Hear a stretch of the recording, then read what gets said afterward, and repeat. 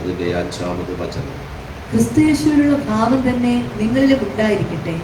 ക്രിസ്തു യേശുവിനുള്ള ഭാവം തന്നെ നിങ്ങളിലും. ഒരു നിമിഷം കണ്ണുകളടയ്ക്കാം, നമുക്ക് ദൈവത്തോട് പ്രാർത്ഥിക്കാം. എല്ലാ കുഞ്ഞുങ്ങളും കണ്ണുകളടച്ച്, എല്ലാ പ്രിയപ്പെട്ടവരും ആഭരണങ്ങളെ തുടർന്ന് ദൈവസന്നിധിയിൽ നന്ദി പറയാം. അപ്പാ, അങ്ങയുടെ ഭാവമുള്ളവരായി, ക്രിസ്തുയേശുവിന്റെ ഭാവമുള്ളവരായി തീരുവാൻ എന്നെ ഒരുക്കണമേ. അവിടുത്തെ കൃപ എന്റെ മേൽ പകരണമേ. അവിടുത്തെ കൃപയില്ലാതെ അവിടുത്തെ ഭാവത്തിൽ ജീവിപ്പാൻ കഴിയുകയില്ല. ക്രിസ്തുവിന്റെ ഭാവത്തിൽ നിന്നും വ്യതിചലിച്ചു പോയെങ്കിൽ ഇന്ന് പകൽ കർത്താവിനോട് കരയാം, കർത്താവിനോട് നിലവിളിക്കാം. കർത്താവ്, എവിടെയൊക്കെയോ ഞാൻ തെറ്റിപ്പോയി, ഞാൻ മടങ്ങി വരുന്നു. അപ്പന്റെ വഴികൾ നടക്കുവാൻ, കർത്താവിനെ അനുഗമിക്കുവാൻ, കർത്താവിനെ പിൻപറ്റുവാൻ ഇന്ന് പകൽ എന്നെ സഹായിക്കണമേ എന്ന് എത്ര പേർക്ക് പ്രാർത്ഥിപ്പാൻ കഴിയോ അവർക്ക് അധരം തുറന്ന് ദൈവത്തിന് നന്ദി പറയാം. കഴിഞ്ഞ ഒരു മാസക്കാലം നമ്മെ ജയത്തോടെ നടത്തി ആ ദൈവത്തിന് നന്ദി പറഞ്ഞുകൊണ്ട് ഹൃദയത്തിന്റെ ആഴങ്ങളിൽ നിന്ന് ആ ദൈവത്തിന് സ്തോത്രം പറയാമോ? ആ സ്തുതികളുടെ മേൽ വസിക്കുന്ന ദൈവം രാജാതി രാജാവായി, കർത്താതി കർത്താവായി നമ്മുടെ നടുവിലുണ്ട്. അഗ്നിജ്വാലകത്ത കണ്ണുകളോട് കൂടിയ ആ കർത്താവ് ഇന്ന് പകൽക്കാലം നമ്മുടെ നടുവിൽ ഉലാവുകയാണ്. ഓ ഹല്ലേലൂയ! മനുഷ്യന്റെ പുറമേയുള്ളത് കാണുമ്പോൾ നമ്മുടെ ഹൃദയത്തിന്റെ ചിന്തകളെയും വിചാരങ്ങളെയും അറിയുന്ന ഒരു കർത്താവ്, എന്റെ പ്രാണനാഥൻ എന്നോടൊപ്പമുണ്ട്. ഓ ഹല്ലേലൂയ! ആ കർത്താവിന്റെ പാദസ്പർശനം, ഓ ഹല്ലേലൂയ, തിരിച്ചറിയുവാൻ, ആ കർത്താവിന്റെ കരസ്പർശനമൊന്ന് തിരിച്ചറിയുവാൻ, അപ്പാ എന്നെയും കൂടെ ഒന്ന് തൊടണമേ. എത്ര പേർ ആഗ്രഹിക്കുന്ന ഉള്ളങ്ങളെ നിറയ്ക്കുന്ന ദൈവം ഇന്ന് പകൽ ഒരാത്മനദി ഒഴുകി വരുവാൻ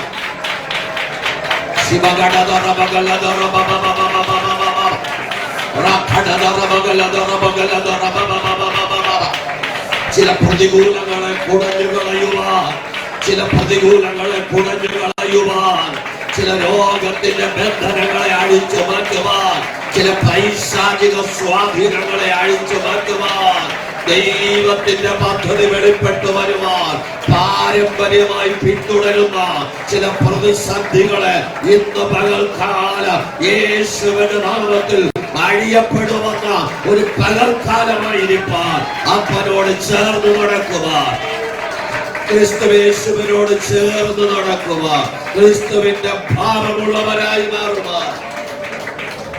കർത്താവേ, അങ്ങടിയങ്ങളോട് ഹൃദ്യമായി സംസാരിക്കുക, അങ്ങിടപെടണം യേശുവിന്റെ നാമത്തിൽ തന്നെ. ആമേൻ. കരങ്ങൾ ഉയർത്തി ദൈവത്തിന് നന്ദി പറയാം. ഹല്ലേലൂയ. ഒരു പ്രാവശ്യം കൂടെ നമുക്ക് വായിക്കാം. ഫിലിപ്പിയ ലേഖനം 2-ാം അധ്യായം അതിന്റെ 5-ാമത് വചനം. ക്രിസ്തുയേശുവിനുള്ള ഭാവം തന്നെ നിങ്ങളിലും ഉണ്ടായിരിക്കട്ടെ. ക്രിസ്തുയേശുവിലുള്ള ഭാവം തന്നെ നിങ്ങളിലും.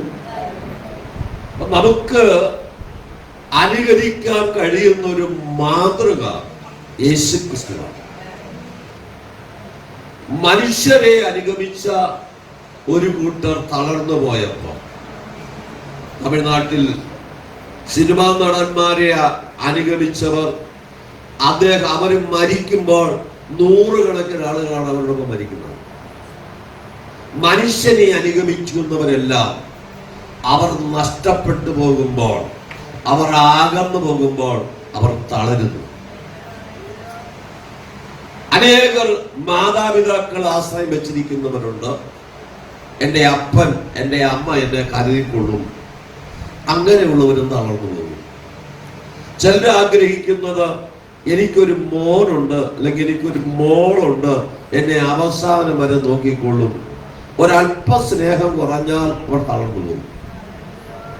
അപ്പൊ നമുക്ക് പ്രത്യാശിക്കുവാൻ, ആശ്രയിക്കുവാൻ ഒരേ ഒരു ഇടം മാത്രമേ ഉള്ളൂ. അത് കർത്താവിന്റെ മാർവിടമാണ്. ദൈവത്തിൽ യഥാർത്ഥമായി ആശ്രയം വെച്ചിരിക്കുന്ന ഒരു ദൈവ പൈതലിന് സഹായിപ്പാൻ തക്ക സമയത്ത് ദൈവം കൃപകളെ ഒരുക്കും, മുഖാന്തരങ്ങളെ ഒരുക്കും. നേരോടെ നടക്കുന്നവർക്ക് അവൻ ഒരു നന്മയും മുടക്കുകയില്ല. ആരെല്ലാം മുടക്കിയാലും എന്റെ തമ്പുരാൻ അതിനെ അനുവദിക്കുകയില്ല. ഇവിടെ കർത്താവിന്റെ വചനം പറയുന്നത് ക്രിസ്തുയേശുവിലുള്ള ഭാവം തന്നെ നിങ്ങളിൽ ഉണ്ടായിരിക്കട്ടെ.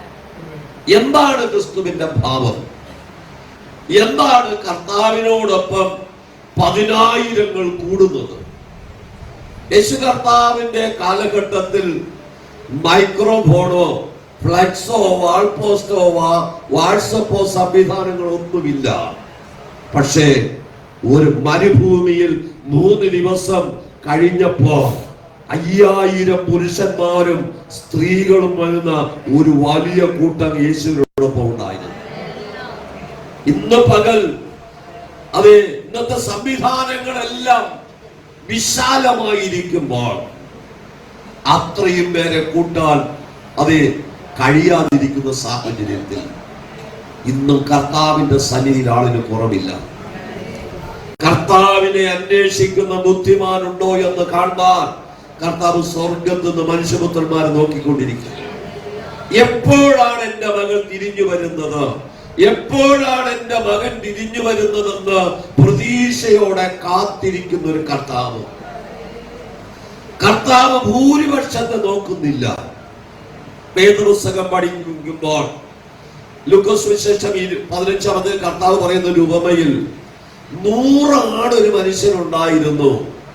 ഒന്ന് തെറ്റിപ്പോയതിനെ അന്വേഷിക്കുവാൻ 99 ആ ഇടയൻ മറന്നു.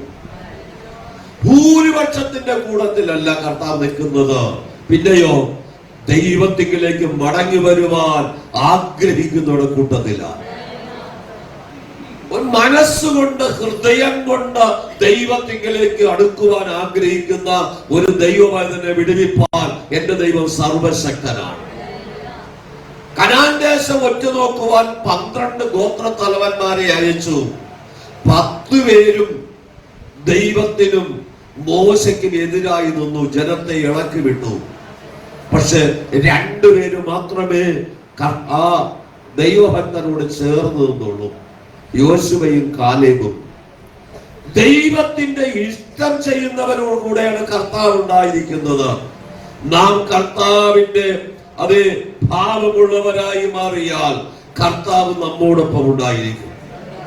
കർത്താവിനോട് ചേർന്ന് നടക്കുവാൻ ഒരു പ്രാഗൽഭ്യം നമ്മുടെ ജീവിതത്തിൽ ഉണ്ടെങ്കിൽ ലോകം എന്തെല്ലാം പറഞ്ഞുകൊള്ളട്ടെ, നമ്മുടെ ദൈവത്തിൽ അകറ്റുവാൻ ലോകം എന്തെല്ലാം ചെയ്തുകൊള്ളട്ടെ, കർത്താവിനെ അനുഗമിക്കുവാൻ കർത്താവായ യേശുക്രിസ്തുവിന്റെ ഭാവമുള്ളവരായി നമ്മൾ മാറിയാൽ കർത്താവ് നമ്മെ കൈവിടുന്നവനല്ല, ഉപേക്ഷിക്കുന്നവൻ. അല്ലെ, അടുത്ത വാക്യം വായിക്കാം.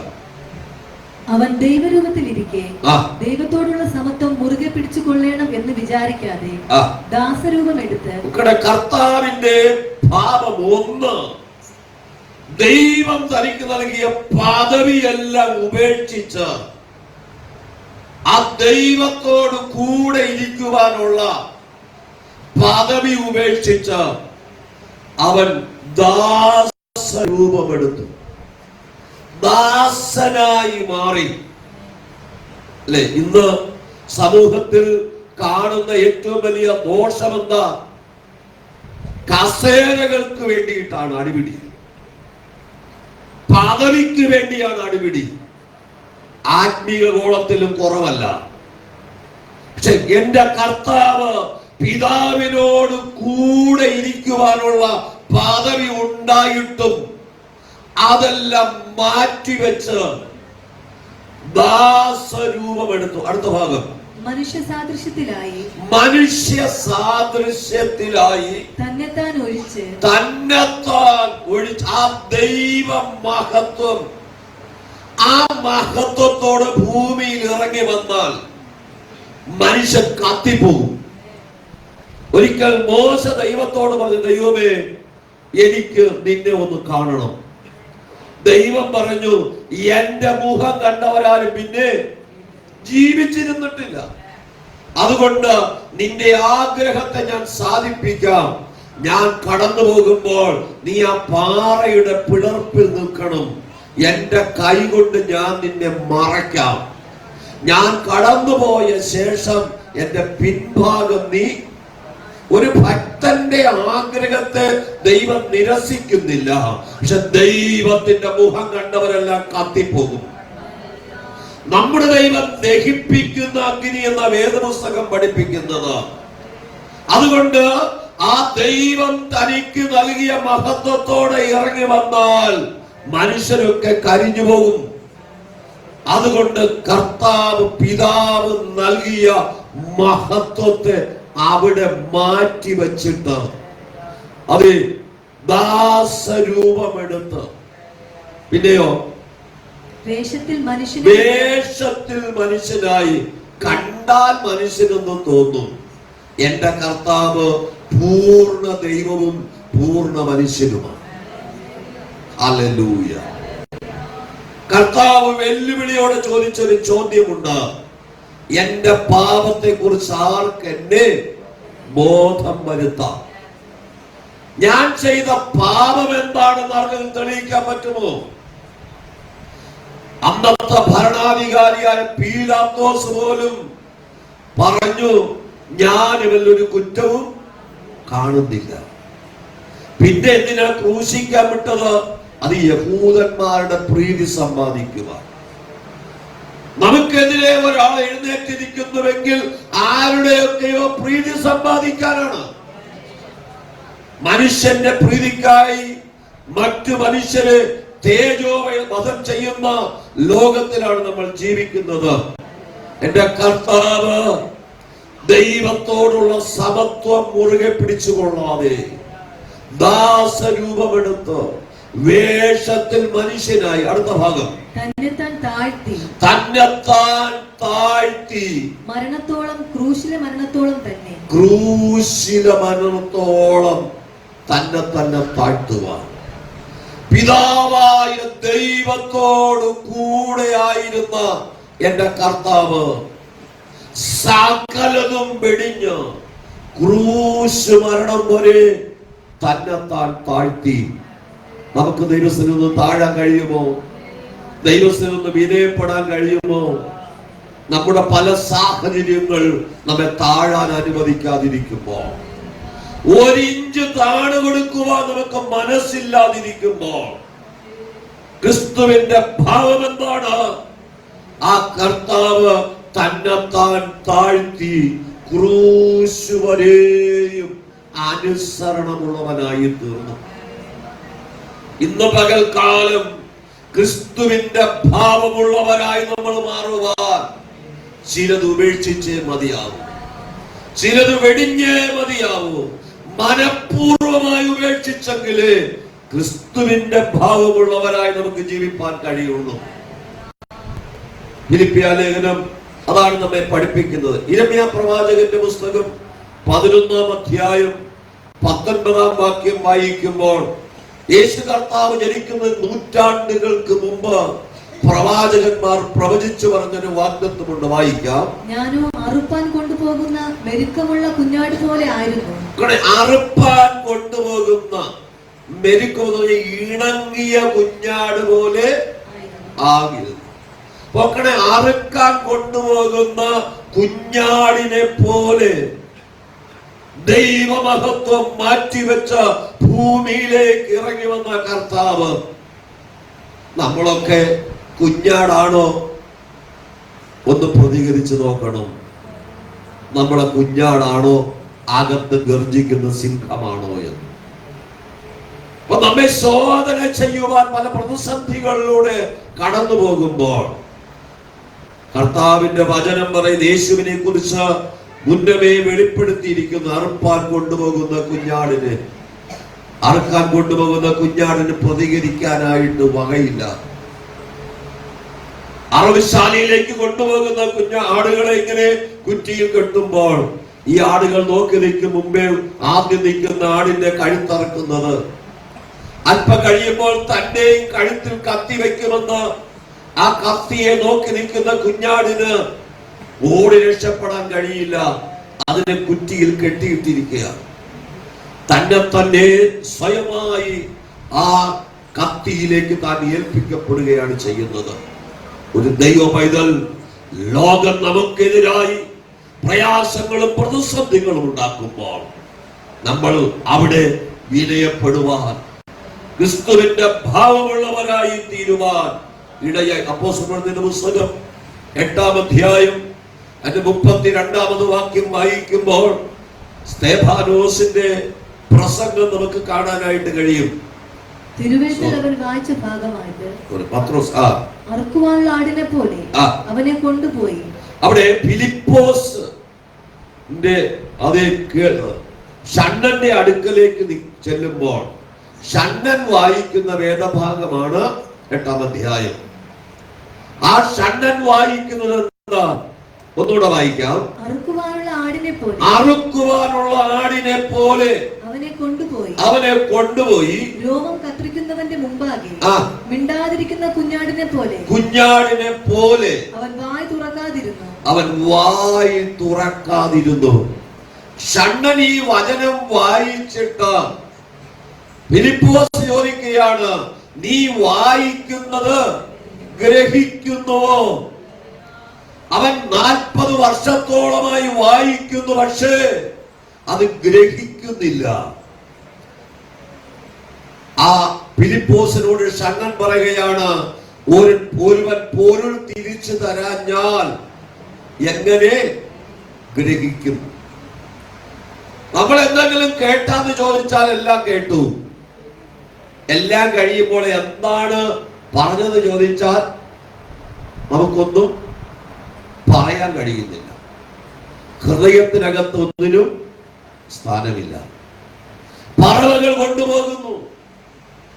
പക്ഷെ ഷണ്ണൻ അതുപോലെ ഞാനെല്ലാം കേട്ടുവെന്ന് സമ്മതിച്ചില്ല. വായിക്കുന്നത് ഗ്രഹിപ്പാൻ കഴിയുന്നില്ല എന്ന് തന്റെ കുറവ് അഭിഷക്തനോട് പറയുമ്പോൾ ഫിലിപ്പോസ് ഈ വചനത്തിനകത്തുള്ള ദൈവിക മർമ്മങ്ങളെ വെളിപ്പെടുത്തുമ്പോൾ ഷണ്ണൻ പറയുകയാ, ഇതാ വെള്ളം, എനിക്ക് സ്നാനമേൽക്കണം. ആ വചനത്തിന്റെ പൊരുൾ തിരിച്ചു കിട്ടിയപ്പോൾ, ക്രിസ്തുവിന്റെ ഭാവം എന്തെന്ന് തിരിച്ചറിഞ്ഞപ്പോൾ, ക്രിസ്തുവിനെ കുറിച്ചുള്ള ദൈവിക വെളിപ്പാട് എന്തെന്ന് അവൻ മനസ്സിലാക്കിയപ്പോൾ, ഞാൻ ആ ഭാവമുള്ളവനായി മാറണമെന്ന് അവൻ ആഗ്രഹിച്ചു. താൻ കന്നക്ക എന്ന ഐത്യോപ്യ രാജ്ഞിയുടെ ഷണ്ണനാണ് എന്ന പദവി അവൻ മറന്ന് അവൻ ആ വെള്ളത്തിലേക്ക് ഇറങ്ങുവാൻ മനസ്സ് കാണിച്ചു. 6-ാം രാജ്യത്തിലെ സർവ്വസൈന്യാധിപനായ നയമാൻ കുഷ്ഠരോഗം പിടിച്ചു. തന്റെ വീട്ടിലെ ബാല്യക്കാരത്തിയായ അടിമപ്പെൺകുട്ടി പറഞ്ഞു, അതെ, ഇസ്രായേലിൽ ഒന്ന് ചെന്നെങ്കിൽ എന്റെ യജമാന്റെ കുഷ്ഠരോഗം മാറ്റിക്കൊടുക്കുമായിരുന്നു. അവൻ രാജകീയ പ്രൗഢിയോടെയാണ് വന്നത്. അവന്റെ ഹൃദയം മുഴുവനും പ്രവാചകന്റെ അടുക്കലേക്ക് വന്ന് എന്റെ തലയ്ക്ക് മുകളിലെ കൈ നീട്ടി ആ രോഗത്തെ ശാസിച്ച് എന്നെ സൗഖ്യമാക്കുമെന്ന പ്രതീക്ഷയോടെയാണ് വന്നത്. പക്ഷെ അവനോടും അഭിഷക്തൻ പറഞ്ഞത്, നീ വന്ന വഴിക്ക് നേരെ പോയി ആ വെള്ളത്തിൽ 7 പ്രാവശ്യം മുങ്ങാൻ. നിന്റെ എത്രമാത്രം അഹങ്കാരത്തോടെയാണോ നീ വന്നത്, ആ അഹങ്കാരം മുഴുവൻ തീരത്തക്കവണ്ണം 1 പ്രാവശ്യം മുങ്ങിയ പോരാ, പിന്നെയോ 7 പ്രാവശ്യം മുങ്ങണം. ഇന്ന് പകൽ നമുക്ക് പ്രശംസിക്കാനോ പുകഴുവാനോ ഒന്നുമില്ല. പൗലോസ് പറയുന്നു, എനിക്കോ പ്രശംസിക്കുവാൻ കർത്താവിന്റെ ക്രൂശിലല്ലാതെ ഇടവരരുത്. എത്ര പേർക്കാണ് അങ്ങനെ പ്രാർത്ഥിക്കാൻ കഴിയുന്നത്?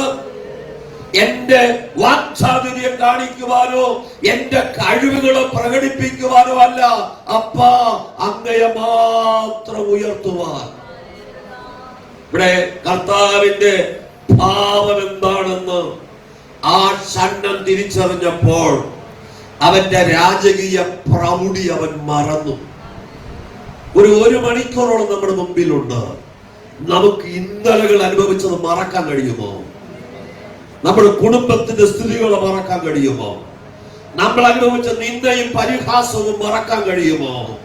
നമ്മൾ കടന്നു വന്ന പാതയിൽ നമ്മൾ അനുഭവിച്ച തിക്തമായ അനുഭവങ്ങളെ മറക്കാൻ കഴിയുമോ?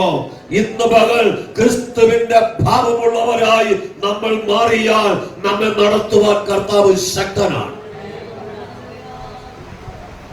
ലൂക്കോസ് സുവിശേഷം 23-ാം അധ്യായം അതിന്റെ 34-ാമത് വാക്യം വായിക്കുമ്പോൾ, യേശുവിനെ ക്രൂശിക്കാനായിട്ട് കൊണ്ടുപോകുമ്പോൾ പടയാളികൾ ഒരുപാട് ഉപദ്രവിച്ചു.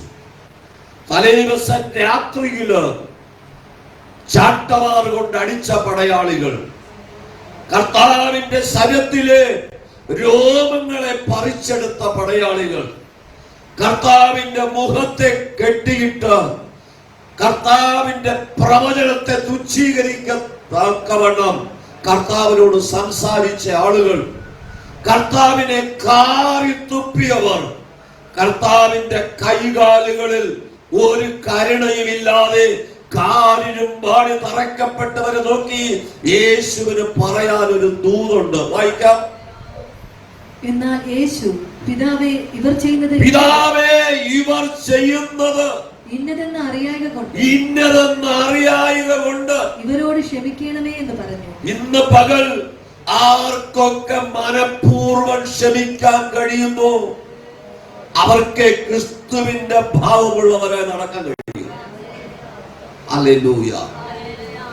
10 വർഷത്തിന് മുമ്പ്, 5 വർഷത്തിന് മുമ്പ്, ഒരാഴ്ചക്ക് മുമ്പ് നമ്മുടെ ഹൃദയത്തോട് വേദനിപ്പിക്കുന്ന വാക്കുകൾ പറഞ്ഞൊരു വ്യക്തിയെ കാണുമ്പോൾ ചിരിച്ചുകൊണ്ട് പ്രേസലോട് കൊടുക്കാൻ കഴിയുമോ? ഹൃദയംഗമായി അവരോട് സംസാരിപ്പാൻ കഴിയുമോ? അവർ കഷ്ടതയിലായിരിക്കുമ്പോൾ അവരെ പോയി കാണുവാനും അവരെ ആശ്വസിപ്പിക്കാനും കഴിയുന്നുണ്ടോ? ക്രിസ്തുവിന്റെ ഭാവമുള്ളവരായി ജീവിക്കുക വളരെ പ്രയാസമാണ്. നാം മനുഷ്യരായി ജീവിക്കുമ്പോൾ, പ്രലോഭനങ്ങൾ ഏറി വരുമ്പോൾ നമ്മളെല്ലാം പതറിപ്പോകും. എല്ലാവർക്കും ആഗ്രഹമുണ്ട് ആ വഴി നടക്കുവാൻ. പക്ഷെ ഇന്ന് പകൽ യേശു കർത്താവിന്റെ രക്തത്തിന്റെയും യേശുവിന്റെ മാംസത്തിന്റെ ഓഹരിക്കാരായി തീർന്ന ഒരു ദൈവ പൈതൽ ക്രിസ്തുവിന്റെ ഭാവമുള്ളവരായി തന്നെ തീരണം. നമ്മൾ എന്തിനായി ഇത് മാസത്തിൽ ഒരു ദിവസം കൂടി വന്ന് കർത്താവിന്റെ രക്തവും മാംസവും ഭക്ഷിക്കുകയും പാനം ചെയ്യുകയും ചെയ്യുന്ന? ക്രിസ്തുവിനെ അനുഗമിക്കുക, ക്രിസ്തുവിനെ കുറിച്ച് ഓർക്കുക. എനിക്ക് വേണ്ടി കാൽവരിയിൽ കർത്താവ് അനുഭവിച്ച കഷ്ടതയെ ഓർക്കുക. അതിനാണ് നമ്മൾ ഒരുമിച്ച് കൂടി വരുന്നത്. പീലാത്തോസ് പരസ്യമായി വെള്ളമെടുത്ത് കൈ കഴുകിയിട്ട് പറഞ്ഞു, ഈ നീതിമാന്റെ രക്തത്തിൽ എനിക്ക് പങ്കില്ല. അങ്ങനെ പങ്കില്ല എന്ന് പറഞ്ഞു മാറിയാൽ അവൻ സ്വതന്ത്രനാകുകയില്ല. യഹൂദന്മാരെ ഇഷ്ടത്തിന് വിട്ടിട്ടല്ലേ പീലാത്തോസ് മാറിയത്? നിന്നെ ഈ അധികാര സ്ഥാനത്ത് കൊണ്ടുവന്നത് ഒരു കുറ്റവും ചെയ്യാത്തവനെ ക്രൂശിക്കാൻ ഏൽപ്പിക്കാനാണോ? നമ്മെ ഓരോരുത്തരെയും ഓരോ അധികാര സ്ഥാനത്താക്കി വച്ചിരിക്കുന്നത് കണ്ടിട്ട് കാണാത്തതുപോലെ പോകുവാനല്ല, പ്രതിസന്ധിയുടെ മുമ്പിൽ കണ്ണടയ്ക്കുവാനല്ല, ദൈവം നൽകുന്ന പദവികൾ ഉപയോഗിച്ച് നീതിയോടും ന്യായത്തോടും കാര്യങ്ങൾ ചെയ്യുവാനാണ് ദൈവം നമ്മെ ഏൽപ്പിച്ചിരിക്കുന്നത്. കർത്താവിന്റെ സന്നിധിയിൽ എത്രമാത്രമാണ് നമുക്ക് പ്രാഗൽഭ്യത്തോടെ കർത്താവിന്റെ മേശയിലേക്ക് വരാൻ കഴിയുന്നത്? അപ്പന്റെ ഭാവമുള്ളവനായി എന്നെ മാറ്റണമേ. ക്രിസ്തുവിനെ പോലെ നടക്കുവാൻ, ക്രിസ്തുവിന്റെ ഭാവമുള്ളവരായി.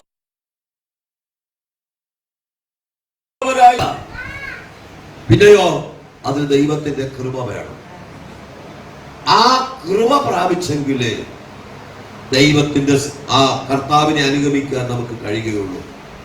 യെശയ്യാ പ്രവാചകന്റെ പുസ്തകം 53-ാം അധ്യായം 7-ാമത് വാക്യം വായിക്കുമ്പോൾ, തന്നെത്താൻ താഴ്ത്തി വായ് തുറക്കാതെ ഇരുന്നിട്ടും അവൻ പീഡിപ്പിക്കപ്പെട്ടു. വായ് തുറക്കാതിരുന്നിട്ടും കർത്താവ് പീഡിപ്പിക്കപ്പെട്ടു. കൊല്ലുവാൻ കൊണ്ടുപോകുന്ന കുഞ്ഞാടിനെ പോലെയും രോമം കത്തിരിക്കുന്നവരുടെ മുമ്പാകെ മിണ്ടാതെ ഇരിക്കുന്ന ആടിനെ പോലെയും അവൻ വായ് തുറക്കാതിരുന്നു. യേശു കർത്താവ് സംസാരിപ്പാൻ പ്രാഗൽഭ്യമുണ്ട്. നിങ്ങൾ എന്ത് തെറ്റ് ചെയ്തിട്ടാണ് എന്നെ അടിക്കുന്നത് യേശുവിനോടെങ്കിൽ ചോദിക്കാം. പക്ഷെ യേശു അധികാരികളുടെ മുമ്പിൽ വായി തുറക്കാതിരുന്നു.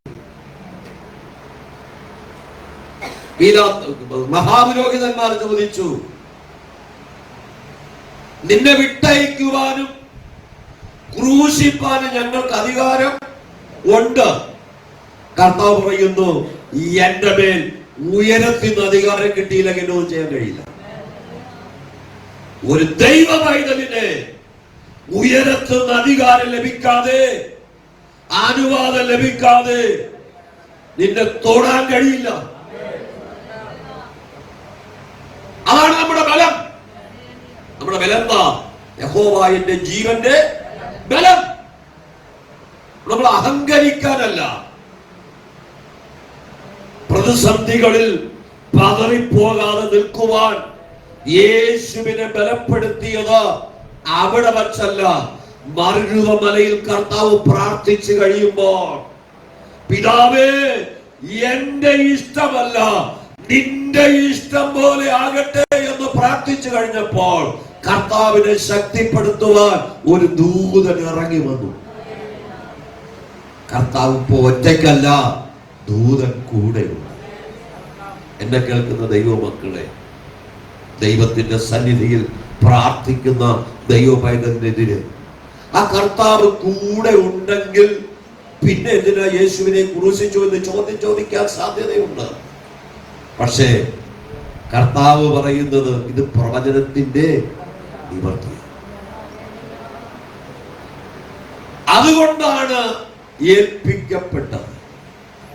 ദൈവത്തെ ആരാധിക്കുന്ന ദൈവമക്കളെ, നമ്മെ കുറിച്ചുള്ള ദൈവത്തിന്റെ ഇഷ്ടം നിറവേറണമോ? ക്രിസ്തുവിന്റെ ഭാവമുള്ളവരായി മാറും. കർത്താവ് എന്നിലൂടെ അല്ലാതെ ആരും പിതാവിന്റെ അടുക്കലേക്ക് എത്തുന്നില്ല, ഞാനാണ് ഏക വഴി. യേശുവാകുന്ന വാതിലിലൂടെ കയറുവാൻ തക്കവണ്ണം ക്രിസ്തുവിന്റെ ഭാവമുള്ളവരായി നമ്മൾ ദൈവത്തിന്റെ സന്നിധിയില്. അതാണ് കർത്താവിന്റെ വചനം നമ്മെ ഓർപ്പിക്കുന്നത്. യെശയ്യാ 53:3. അവൻ മനുഷ്യരാൽ നിന്ദിക്കപ്പെട്ടു, മനുഷ്യരാൽ നിന്ദിക്കപ്പെട്ടും ത്യജിക്കപ്പെട്ടും വ്യസനപാത്രമായും രോഗം ശീലിച്ചവനായും ഇരുന്നു. അവനെ കാണുന്നവർ മുഖം മറച്ചു കളയത്തക്കവണ്ണം അവൻ നിന്ദിതനായിരുന്നു. യേശുവിനെ നിന്ദിച്ച നിന്ന അതിനുവേണ്ടി ചില ആളുകളും തയ്യാറായെങ്കിൽ യേശു ജനിക്കുന്ന നൂറ്റാണ്ടുകൾക്ക് മെസ്സയ്യാവ് പ്രവചിച്ചു, അവൻ നിന്ദിതനായി തീരണം. അങ്ങനെയാണെങ്കിൽ ഞാനും നിങ്ങൾ ഇന്ന് അനുഭവിക്കുന്ന നിന്ന ദൈവം അറിയാതെ അല്ല. നമ്മളെ ആളുകൾ ഒറ്റപ്പെടുത്തുന്നുവെങ്കിൽ, കുറ്റം പറയുന്നുവെങ്കിൽ, നീ അവിടെ പോയി ആരാധിച്ചിട്ട് എന്ത് കിട്ടിയെന്ന് നിന്നോട് ചോദിച്ച് നിന്നെ ഞെരുക്കുന്നുവെങ്കിൽ, ഇത് ദൈവം അനുവദിക്കാതെ അല്ല. പകൽ നമ്മൾ തിരിച്ചറിയണം. കർത്താവ് എനിക്ക് മാത്രം എന്താ ഈ കഷ്ടത എന്ന് ചോദിക്കരുത്. വചനപ്രകാരം ജീവിക്കുന്ന ഒരു ദൈവവേദന്റെ ജീവിതത്തിൽ വരുന്ന കഷ്ടതകളോ ശോധനകളോ ഒക്കെ നമ്മെ പുതുക്കി പണിയുന്നതാണ്. വചനപ്രകാരമാണ് നീ ജീവിക്കുന്നത്, നീ അനുഭവിക്കുന്ന നിന്ദയും കഷ്ടതയും വേദനയും ഒന്നും ദൈവം അറിയാതെ അല്ല വരുന്നത്. ഒരു പഴയ സ്വർണം കൊണ്ടൊരു തട്ടാന്റെ കയ്യിൽ കൊടുത്താൽ അതിനെ ശക്തിയേറിയ ഉലയിൽ വെച്ച് അതിനെ ഉരുക്കി വെള്ളം പോലെയാക്കും. അതിനകത്തുള്ള അഴുക്ക് കളയുവാൻ ചില രാസവസ്തുക്കൾ ഉപയോഗിച്ച് അതിനെ ശുദ്ധീകരിച്ച് തിളങ്ങുന്ന പൊന്നാക്കി തിരിച്ചു തരും. ഇന്ന് പകൽ നമ്മുടെ തിളക്കം എവിടെ കുറയുന്നുവോ ഇല്ലേ? എന്തിനാ തട്ടാന്റെ കൈ കൊണ്ട് കൊടുത്ത് പുതുക്കാൻ ചെല്ലുന്നത്? ഇന്ന് സ്വർണം ചെമ്പായി തീരില്ല ഒരിക്കലും. അത് ലോകത്തിന്റെ വ്യവസ്ഥയല്ല. പക്ഷേ നമ്മൾ ഉപയോഗിക്കുന്ന സ്വർണത്തിന്റെ അത് ഭംഗി കുറയുമ്പോൾ അതിനെ പുതുക്കുവാൻ, തങ്കം ചേർത്ത് പുതുക്കുവാൻ നമ്മൾ കൊടുക്കുന്നു. നമ്മൾ എപ്പോഴെങ്കിലും എന്റെ ആത്മീക ജീവിതത്തിന്റെ തേജസ് കുറഞ്ഞു പോയെന്ന് ചിന്തിച്ചിട്ടുണ്ടോ? ക്രിസ്തുവിന്റെ ഭാവമുള്ളവരായി മാറണം. കർത്താവ് നിന്ദിക്കപ്പെട്ടു. കർത്താവ് തന്നെത്താൻ താഴ്ത്തി വായ് തുറക്കാതിരുന്നു. നമ്മെ കടിച്ചു കീറാൻ വരുന്ന പ്രതിസന്ധിയുടെ നടുവിൽ നമ്മൾ വായ് തുറക്കാതിരിക്കുന്നു. നമ്മൾ പലപ്പോഴും ചിന്തിക്കുന്നത് എന്നെ കടിച്ചു കീറാൻ ആരും വരുന്നില്ലല്ലോ. ചിലപ്പോ സ്വന്തം അപ്പനായിരിക്കും വരുന്നത്, ചിലപ്പോ സ്വന്തം അമ്മയായിരിക്കും വരുന്നത്, ചിലപ്പോ സ്വന്തം മക്കളായിരിക്കും വരുന്നത്, അല്ലെങ്കിൽ മരുമക്കളായിരിക്കും വരുന്നത്, ചിലപ്പോ അമ്മായിയമ്മയോ അമ്മായിയപ്പനോ ആയിരിക്കും വരുന്നത്, ചിലപ്പോ കൂടെ ജോലി ചെയ്യുന്നവരായിരിക്കും വരുന്നത്. പക്ഷെ ഏത് ഭാഗത്താണ് നിന്നെ വേദനിപ്പിക്കാൻ കഴിയുമോ ശത്രു ആ വഴി കൂടെ വരും. പക്ഷെ അവിടെയാണ് ഞാൻ ക്രിസ്തുവിന്റെ ഭാവമുള്ള വ്യക്തിയാണ്, മഹത്വത്തിന്റെ പ്രത്യാശയായ ക്രിസ്തു എന്റെ ഉള്ളിലിരിക്കുന്നു, ആ ക്രിസ്തുവിന്റെ മഹത്വം അല്പം പോലും കുറഞ്ഞിട്ടില്ല എന്ന് വെളിപ്പെടുത്തുന്നതാണ് മിണ്ടാതിരിക്കുക. കർത്താവ് അനുഭവിച്ച് നിന്ന പോലെ ആരെങ്കിലും നീക്കപ്പെട്ടിട്ടുണ്ടോ? കർത്താവ് അനുഭവിച്ച പരിഹാസം പോലെ ആരെങ്കിലും പരിഹസിക്കപ്പെട്ടിട്ടുണ്ടോ? ഒരു ഭവനത്തിൽ വിസിറ്റിന് പോകുമ്പോൾ ആ വീട്ടിലെ സഹോദരി പറഞ്ഞത്, പാസ്റ്ററെ, ഞങ്ങൾ വിട്ടുപോകുന്ന പാരമ്പര്യത്തിലേക്ക് ആളുകൾ നിർബന്ധിക്കുന്നു, മറ്റൊന്നും അവർക്ക് പറയാൻ ഇല്ല. ലോകം അങ്ങനെയാണ്. ഞാനൊന്ന് താമസമാകുമ്പോൾ ഇവിടുന്ന് റോഡിലേക്ക് പോകുമ്പോൾ ഈ കുഞ്ഞുങ്ങളെല്ലാം എന്നെ സ്തോത്രം എന്ന് വിളിക്കും, ഹല്ലേലൂയ എന്ന് വിളിക്കും. പക്ഷെ അവരെല്ലാം ഈ ആലയത്തിനകത്ത് വന്നിട്ടുണ്ട്. ഒരു ദിവസം വളരെ താമസിയാതെ നമ്മോടൊപ്പം ഈ കർത്തൃമേശയിൽ അവർ പങ്കെടുക്കും. അതിനായിട്ടാണ് ഞാൻ പ്രാർത്ഥിച്ചുകൊണ്ടിരിക്കുന്നത്. അവരാരും നശിച്ചു പോകാനല്ല, അവരെല്ലാവരും ദൈവരാജ്യത്തിന് വേണ്ടി ഒരുക്കപ്പെട്ടാണ്. ദൈവം എനിക്ക് ദർശനം എന്ന ഭൂമിയാണ് ഇവിടെ ഞാൻ വന്ന് പാർക്കുവാൻ ദൈവം എന്നെ കൊണ്ടുവന്നത് ഈ ദേശത്ത് ഒരു വലിയ കൂട്ടത്തെ ദൈവരാജ്യത്തിൽ എത്തിക്കാൻ. ക്രിസ്തുവിന്റെ ഭാവമുള്ളവരായി നമ്മൾ മാറിയ കർത്താവ് ദൈവത്തോടുള്ള സമത്വം മുറുകെ പിടിച്ചുകൊള്ളാതെ തന്നെത്താൻ താഴ്ത്തി വേഷത്തിൽ മനുഷ്യനായി തന്റെ രോമം കത്തിരിക്കുന്നതിന് മുമ്പിൽ മിണ്ടാതിരിക്കുന്ന കുഞ്ഞാട് പോലെ വായി തുറക്കാതിരുന്നു.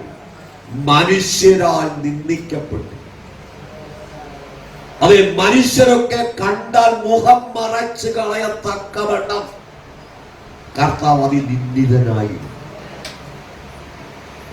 ദൈവദാസൻ പറഞ്ഞൊരു അനുഭവം, തന്റെ ഭാര്യയുടെ ആഭരണം മാറ്റിയപ്പോൾ തന്റെ അമ്മായിയമ്മയെ 4 വർഷക്കാലം തന്നെ കുത്തുവാൻ ഉപയോഗിച്ചു. പക്ഷേ ആ ദൈവദാസന്റെ കൈക്കീഴിൽ അമ്മ സ്നാനപ്പെട്ടു കഴിഞ്ഞപ്പോൾ ഇപ്പൊ അവർക്ക് കുത്താൻ കഴിയില്ല. നമ്മളെ നിന്ദയ്ക്കും പരിഹാസത്തിനും ഒക്കെ ഒരു പരിധിയുണ്ട്. ഒരു സമയം കഴിയുമ്പോൾ അവർ ഈ ക്രിസ്തുവിന്റെ സ്നേഹത്തിലേക്ക് വരണം. കർത്താവിന്റെ ഭാവമുള്ളവരായി നമ്മൾ മാറണം. മർക്കോസ് വിശേഷം 9-ാം അധ്യായം 12-ാമത് വാക്യം. മർക്കോസ് വിശേഷം 9-ാം അധ്യായം 12-ാം വാക്യം. അതിന് യേശു, ഏലിയാവ് മുമ്പേ വന്ന് സകലം യഥാസ്ഥാനത്താക്കുന്ന സത്യം, എന്നാൽ മനുഷ്യപുത്രനെ കുറിച്ച് അവൻ വളരെ കഷ്ടപ്പെടുകയും ധിക്കരിക്കപ്പെടുകയും ചെയ്യേണ്ടി വരും എന്ന് എഴുതിയിരിക്കുന്നത് എങ്ങനെ? കർത്താവ് കഷ്ടപ്പെടേണ്ടത്, മനുഷ്യരാൽ ധിക്കരിക്കപ്പെടേണ്ടുന്നത്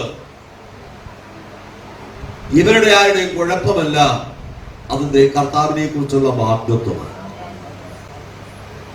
അങ്ങനെയാണെങ്കിൽ ഇന്ന് പകൽ ഞാൻ ഇന്ന് അനുഭവിക്കുന്ന ഒറ്റപ്പെടലുകൾ, അനുഭവിക്കുന്ന നിന്ദയും പരിഹാസവും, അത് ദൈവം അനുവദിച്ചതാണെങ്കിൽ ദൈവം പുറത്തു പോകും.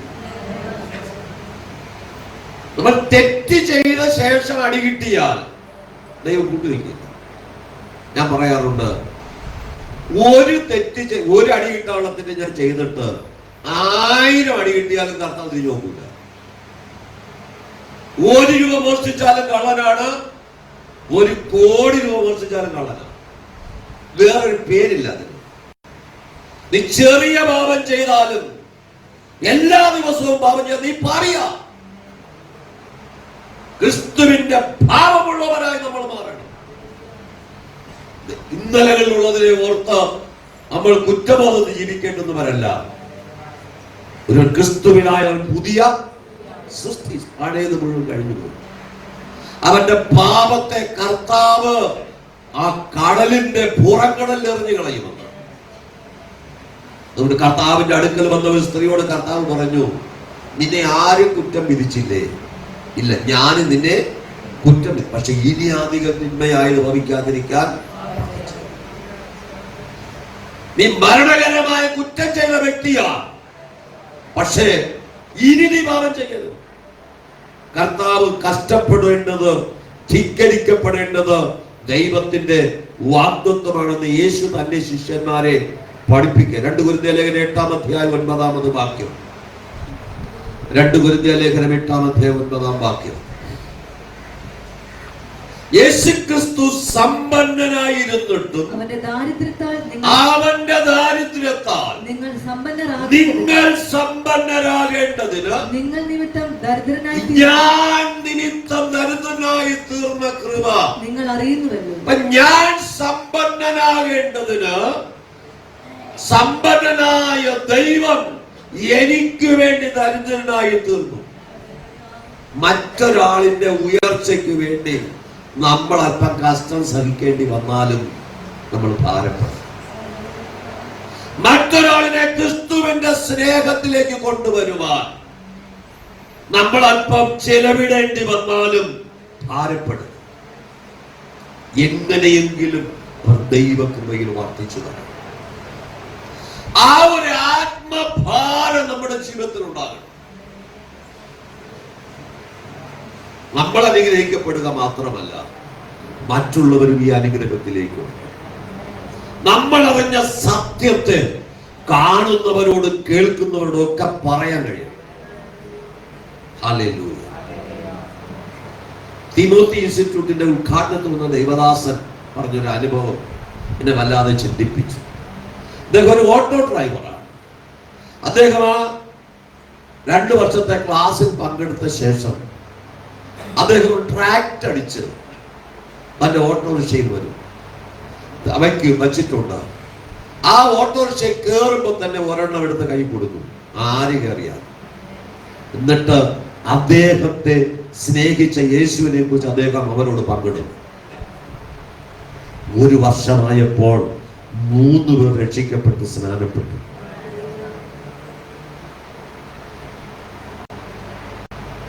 നൂറുകണക്കിന് ആളുകളോട് പറഞ്ഞു, ചിലപ്പോ 1000കണക്കിന് ആളുകളോട് പറഞ്ഞു കാണും.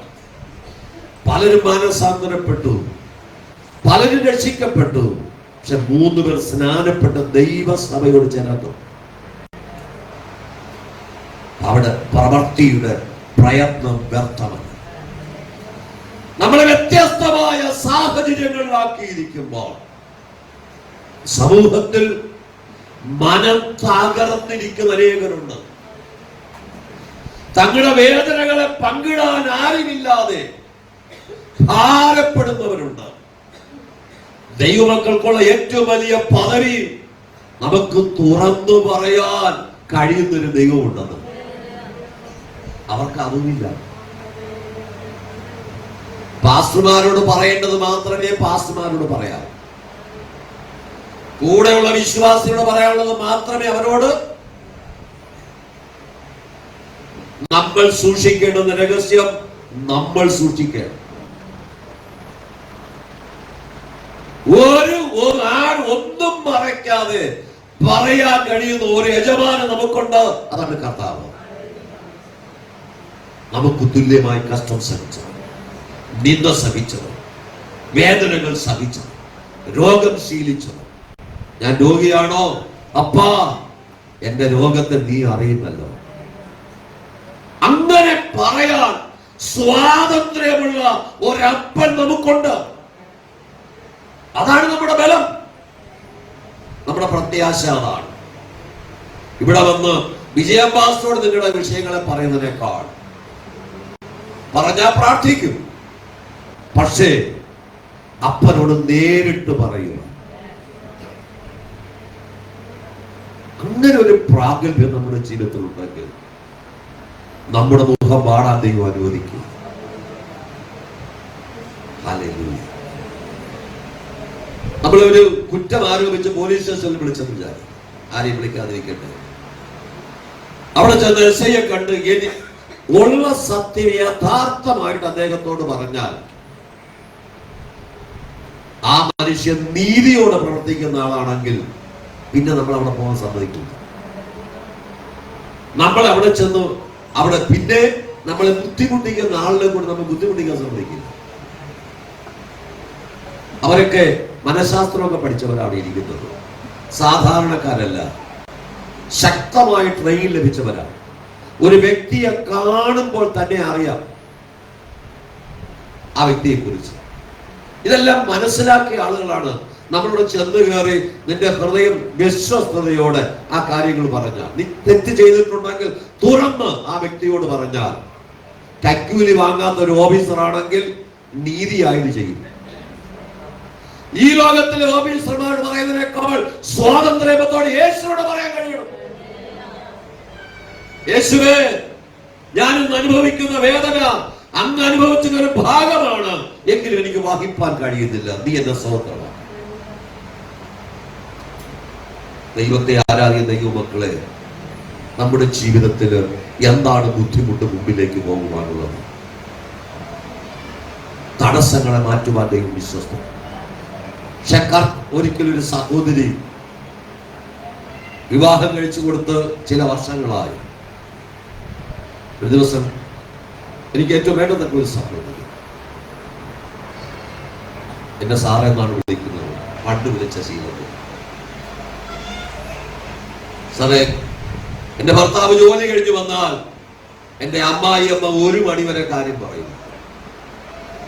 ഞാൻ വൈകിട്ട് ഭക്ഷണം കഴിക്കാൻ എന്റെ ഭാര്യ എന്റെ ഭർത്താവിനെ എടുത്തു വെച്ച് ഞാനും കാത്തിരിക്കും. എന്റെ ഭർത്താവ് വന്ന് ഒരുമിച്ച് കഴിക്കാമെന്ന് വിചാരിച്ച് കാത്തിരിക്കുന്നു. ഞാൻ അവിടെ നിന്ന് പോയി കട്ടിലിൽ കിടന്ന് ഉറങ്ങിയെന്ന് അറിഞ്ഞാൽ എന്റെ അമ്മായിയമ്മ എന്റെ ഭർത്താവിനെ വിടൂ.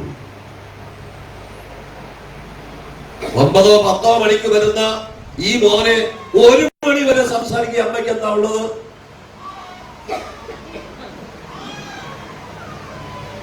അവര് പറയുകയല്ല, കരയുകയല്ല. ഞാൻ പറഞ്ഞു, മോളെ നീ കരയണ്ട, നമുക്ക് പ്രാർത്ഥിക്കാം. ദൈവമേ, ആ തടസ്സത്തെ മാറ്റിക്കൊടുക്കണമെന്ന് മാത്രമേ നമ്മൾ പ്രാർത്ഥിച്ചുള്ളൂ.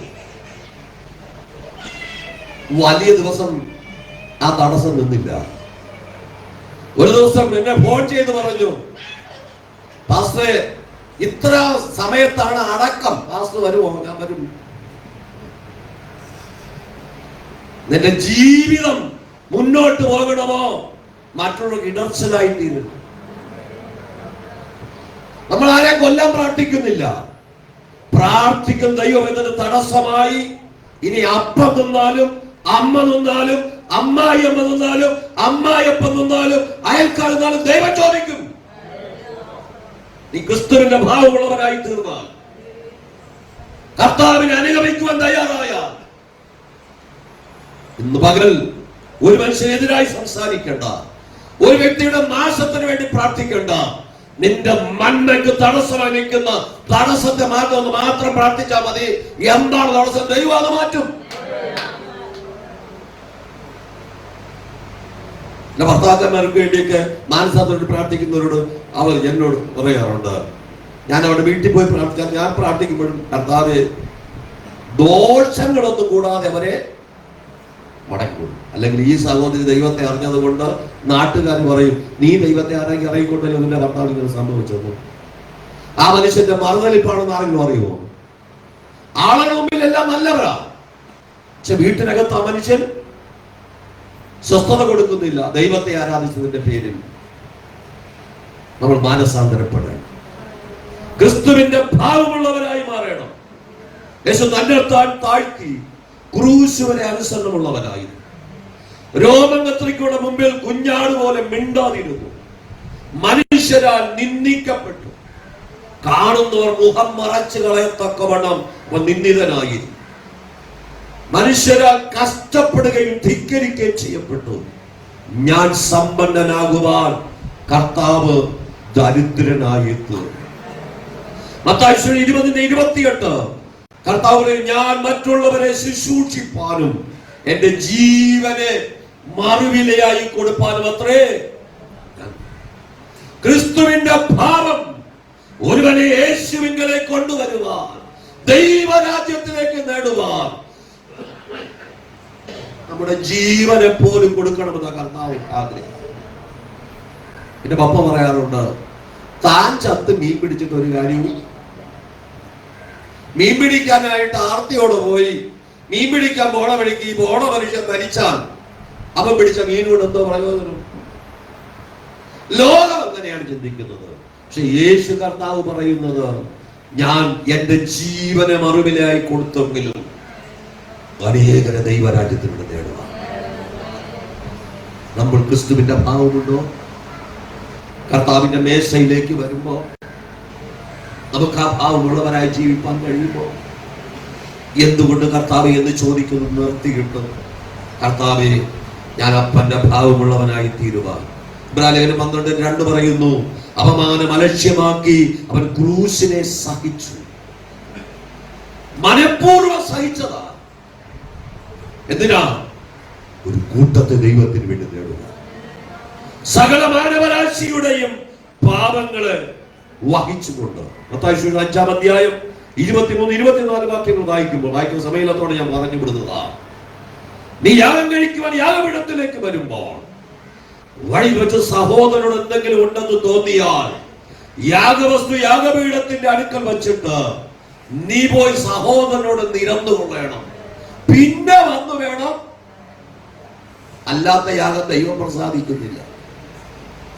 ഖയീന്റെ യാഗത്തിൽ ദൈവം പ്രസാദിക്കുക. ഖയീനിന് ദൈവത്തിന് പ്രസാദം തോന്നിയില്ല. അവന്റെ വരവ് ദൈവത്തിന് ഇഷ്ടപ്പെട്ടില്ല.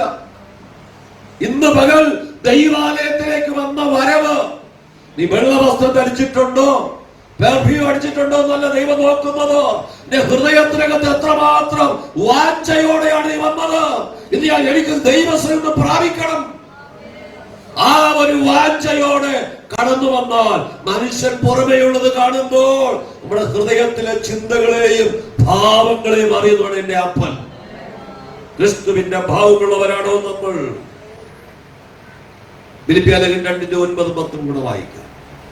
അതുകൊണ്ട് ദൈവവും അവനെ ഏറ്റവും ഉയർത്തി. കർത്താവ് സകലത്തെയും സഹിച്ച് ദൈവത്തോടുള്ള സമത്വം ഉപേക്ഷിച്ച് വേഷത്തിൽ മനുഷ്യനായി ദാസരൂപമെടുത്ത് തന്നെത്താൻ താഴ്ത്തി ക്രൂശ് വരെയും താഴ്ത്തിയത് കൊണ്ട് ഒരു പ്രതിഫലമുണ്ട് നിശ്ചയം. പിതാവായ ദൈവം അവനെ ഏറ്റവും ഉയർത്തി സകല നാമത്തിനും മേലായ നാമം നൽകി. ആ കരങ്ങൾ ഉയർത്തി ദൈവത്തിന് നന്ദി പറ. യേശുവിന്റെ നാമം പറയുമ്പോൾ സകല പൈശാചിക ശക്തികളും അലറി വിട്ടുപോകുന്ന എന്താ? യേശുവിന്റെ നാമം ദൈവം ഉയർത്തിയ നാമമാണ്.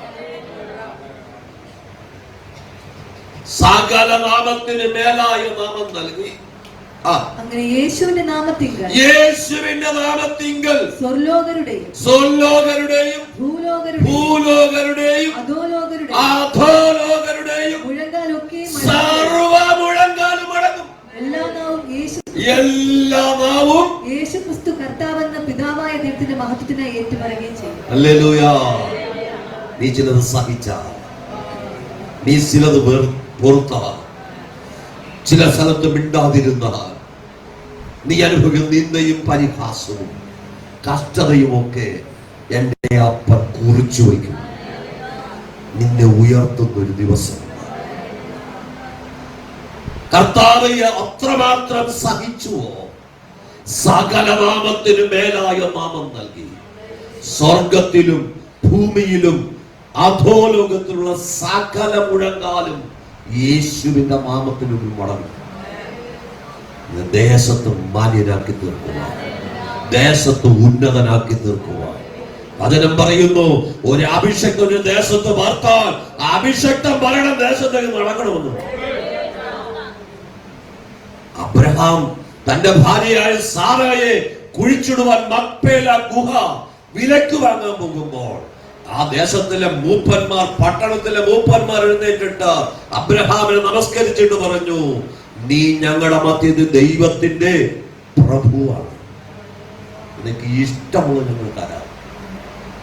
നമ്മുടെ ദേശം അങ്ങനെ പറയാൻ പോവുകയാണ്. ദേശത്ത് ദൈവത്തിന്റെ പ്രഭുവാണ്. ആ ദൈവത്തെ ഉയർത്തുവാൻ അബ്രഹാം ദൈവത്തെ ആരാധിച്ചതുപോലെ ദൈവത്തെ ആരാധിക്കുക. അബ്രഹാം പോയിടത്തെല്ലാം യാഗപീഠം പണിതു, ദൈവത്തെ ആരാധിച്ചു. നമ്മുടെ ആരാധന കുറയാതിരുന്ന സ്വർഗത്തിലും ഭൂമിയിലും അധോലോകത്തുള്ള സകല മുഴങ്കാലും നിന്റെ മുമ്പിൽ മടങ്ങും. നിനക്കെതിരായി ഉണ്ടാക്കുന്ന ഒരു ആയുധവും എല്ലാവർക്കും എഴുന്നേൽക്കാം. ആ ദൈവത്തോട് പ്രാർത്ഥിക്കാം.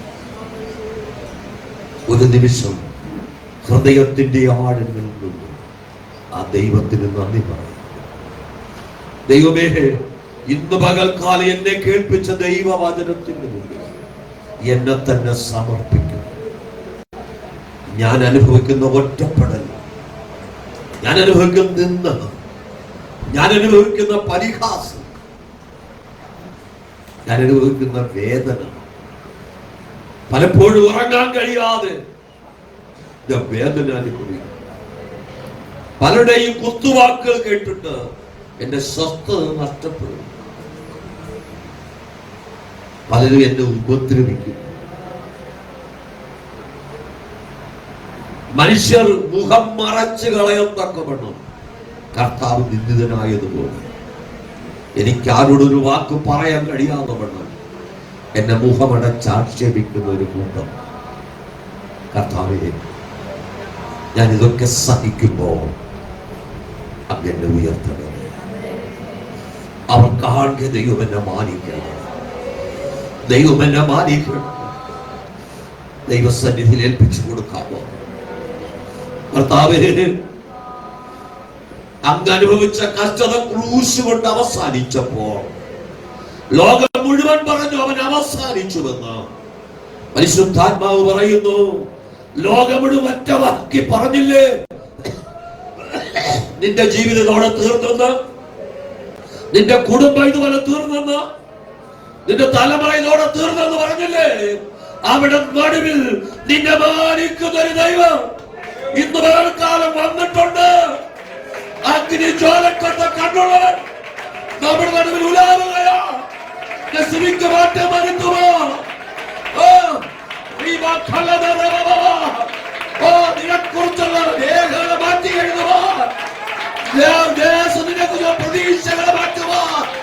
നിന്നെ നിന്നെ പരിഹസിക്കുകയും ചെയ്തവർ നിന്റെ മുമ്പിൽ മുഴങ്കാൽ മടക്കുമോ? ഓ, സകല നാമത്തിനോ മേലായ നാമമുള്ളവൻ ഇന്ന് നമ്മുടെ നടുവിലുണ്ട്.